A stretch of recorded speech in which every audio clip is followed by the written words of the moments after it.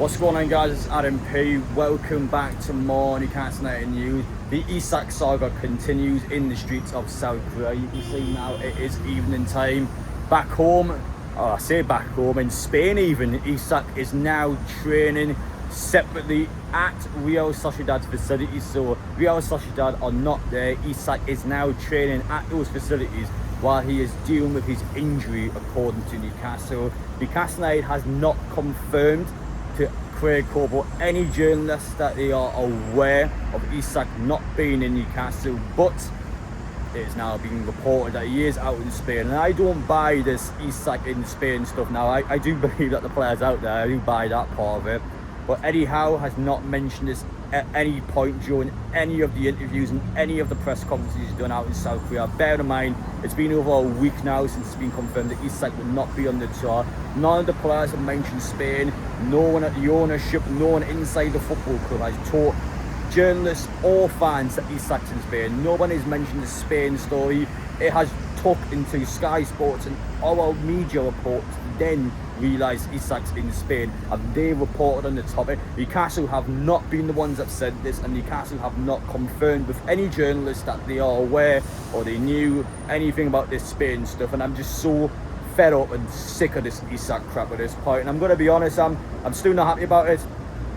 When I first seen the reports, I was livid, I was fuming actually, and the more I look into it, I want to kind of be just a little careful, just in case Newcastle were aware and Newcastle were the ones that sent Isak out there. And I wouldn't be surprised over the next couple of days and Newcastle now play this narrative and now started to tell journalists that it was us that taught him to go to Spain. We don't want using our facilities, and if that's the case, what does that say about our training ground? But in the more likely case, in my opinion, this Isak just staying away from Newcastle now, really confirming and just telling the club that I don't want to be here. I think the agent could be amongst it as well, maybe just say to Newcastle, we're training separately, you sort this out, you sell Isak, we're not going to train with you guys until you sort it out. And I wouldn't be surprised in the football world with the power that these players and these coaches and these agents have nowadays. I think it's just ridiculous, and the more I think about this Isak stuff, it's just more things that don't add up. I don't think this adds up. Now, Newcastle, of course, back home, we've just had the Ramsdale medical taking place at the training ground.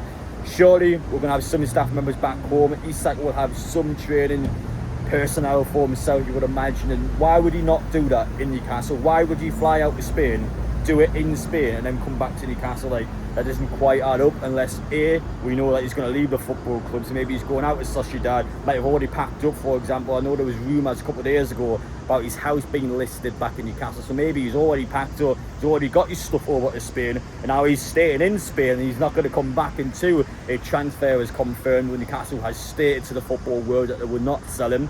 So maybe that's a possibility. Now, when I look at this Isak stuff, why is he in Spain? He should be out in Asia, that's the main part. We talk about his injury angle and we talk about his injury narrative all we want.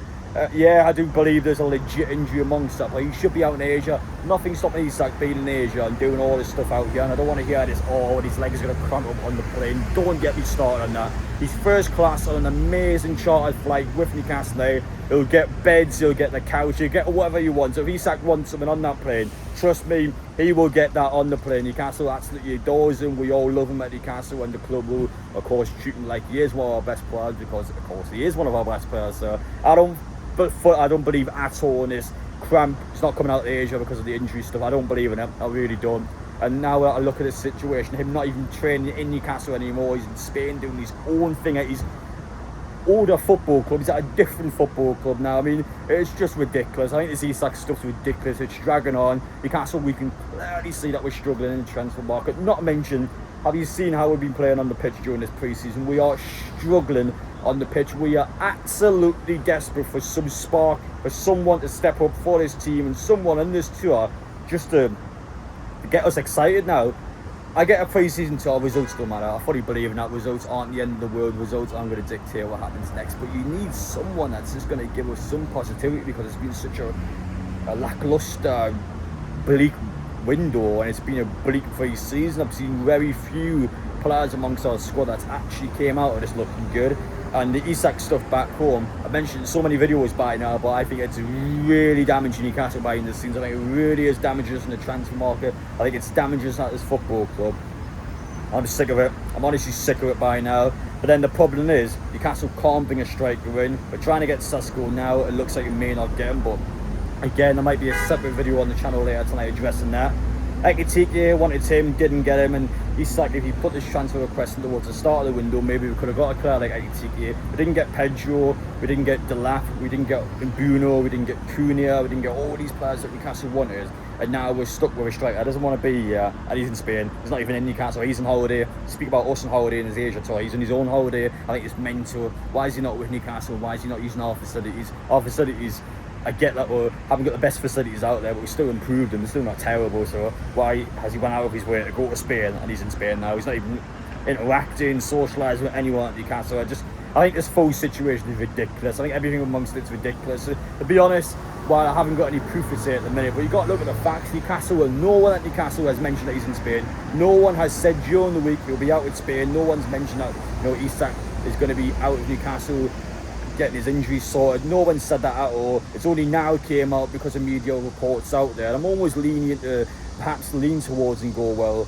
is Newcastle actually aware of this? Has Isak done this behind the club's back? I'm not entirely sure, and I think it's a weird one because, again, you would think logically, surely the club knows, but then again, judging by how the club's been behind the scenes, I'm fully willing to bet that they don't know, because that's just how we've been. That's how Newcastle's been this summer, and it's just been so embarrassing, to be honest, for the club that we are now. We've got a massive ownership behind us, we've got a massive backing on the public investment fund, and yeah, we just aren't doing the work that we should be doing. I think Newcastle is a good step behind where they should be, and Liverpool fans watching this video, I bet they're licking their lips, I bet they're having a field day, and I bet they're enjoying themselves. But surely they must look at this as well and think, well, what's going on here? Surely they must look at this video and look at what's been said in social media about Newcastle and question it and go, well, hang on, what is happening in East, what is happening with Newcastle? Because I've never seen a transfer saga more confusing and more convoluted in my entire life. How is a player not in Newcastle, in a different country, and not on our Asia tour? He's in his own tour in Spain. How is he not with Newcastle, and how is he not in Newcastle?